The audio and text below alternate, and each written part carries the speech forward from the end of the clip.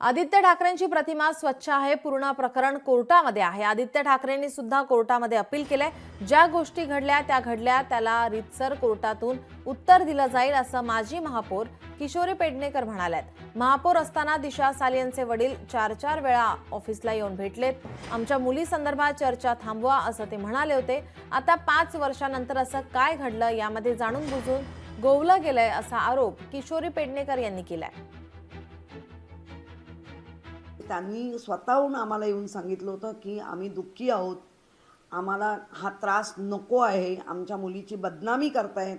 आणि त्यावेळेला त्यांनी नावं घेऊन सांगितली होती, ती बदनामी थांबवा। तेव्हा मी सांगितलं बदनामी आम्ही थांबवू नाही शकत, म्हणजे त्यांना पण तुम्हाला यंत्रणा आहेत।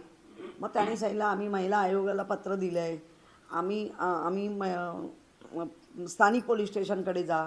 आदित्य ठाकरे हे आज महाराष्ट्राला काय देशाला कळून चुकलं, एक चांगलं नेतृत्व स्वच्छ चारित्र्याचा आहे।